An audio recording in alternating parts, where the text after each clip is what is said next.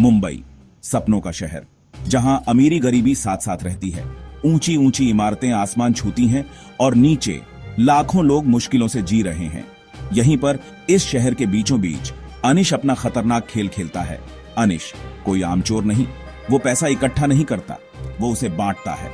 वो शहर का भूत है, गरीबों के लिए फरिश्ता, अमीरों के लिए डरावना सपना।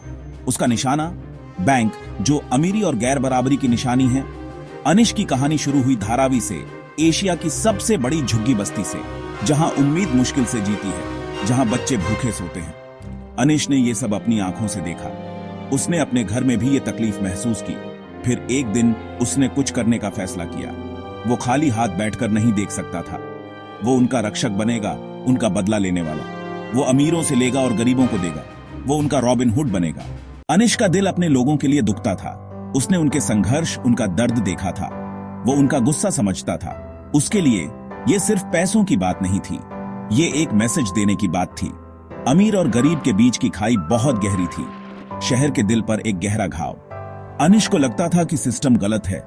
ये अमीरों का साथ देता है और गरीबों को उनके हाल पर छोड़ देता है।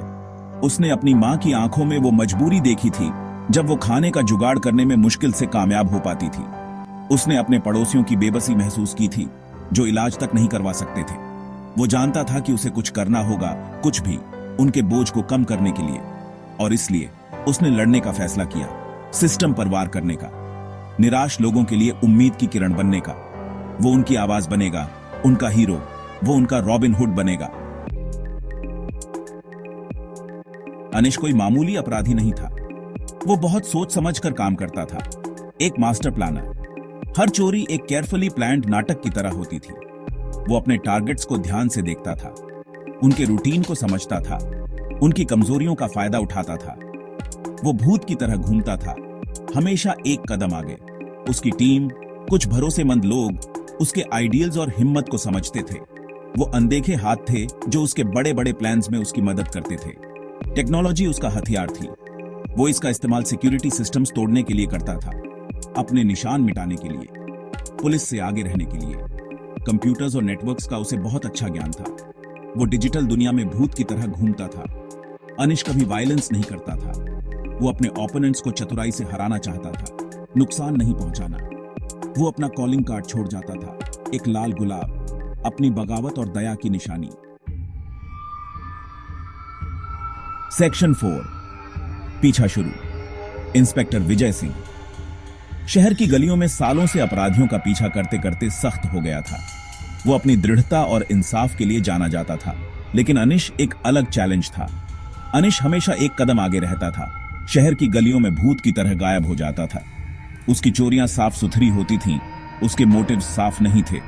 विजय जितना अनिश के बारे में जानता था, उतना ही उसमें दिलचस्पी लेता था। विजय दुविधा में था। वो अनिश के कामों को सही नहीं ठहरा सकता था, लेकिन उसकी हिम्मत और हुनर की दाद दिए बिना भी नहीं रह सकता था। उसने अनिश का अच्छा काम देखा था, वो उम्मीद जो उसने गरीब लोगों के दिलों में जगाई थी। विजय एक मॉरल डिलेमा में फंस गया था। क्या अनिश एक अपराधी था या एक रक्षक? क्या वो समाज के लिए खतरा था या एक बड़ी बीमारी का लक्षण? पीछा शुरू हो गया था, लेकिन विजय के लिए सही और गलत के बीच की रेखाएं धुंधली हो गई थीं। सेक्शन 5, बंटा हुआ शहर, बंटे हुए दिल। अनिश के कारनामे शहर में चर्चा का विषय बन गए। उसका नाम धीमी आवाज में लिया जाता था, उम्मीद की किरण भी था और डर का कारण भी। वो एक लोकनायक था, आज का रॉबिन हुड। अमीरों से चुराकर गरीबों को देता था। अखबारों में बड़ी बड़ी हेडलाइंस में उसका नाम छपता था। लोग हैरान थे, तारीफ और निंदा के बीच फंसे हुए। क्या वो एक क्रिमिनल मास्टरमाइंड था या एक नेक विजिलेंटे? अमीरों के लिए वो एक खतरा था, उनकी आरामदायक जिंदगी के लिए। गरीबों के लिए वो उम्मीद की निशानी था, इस बात का सबूत कि कोई उनके लिए लड़ रहा है। अनिश एक चर्चा का विषय बन गया था, जिसने सामाजिक असमानता और कानून की भूमिका पर बहस छेड़ दी थी। शहर अपनी सांसें रोककर अनिश के अगले कदम का इंतजार कर रहा था। उसकी कहानी बढ़ती रही। उसका नाम बगावत, उम्मीद और अन्याय के खिलाफ लड़ाई का प्रतीक बन गया। सेक्शन 6, हीरो या अपराधी। हर चोरी के साथ सही और गलत के बीच की रेखा धुंधली होती गई। क्या अनिश एक हीरो था या अपराधी? लोगों का चैंपियन या एक खतरनाक विजिलेंटे? उसके कामों ने एक जबरदस्त बहस छेड़ दी जो पूरे शहर में फैल गई। कुछ लोगों का कहना था कि उसके तरीके गलत थे, कि दो गलत काम मिलकर एक सही काम नहीं बनाते। वो कानून के राज में विश्वास करते थे, सिस्टम के अंदर रहकर बदलाव लाने में।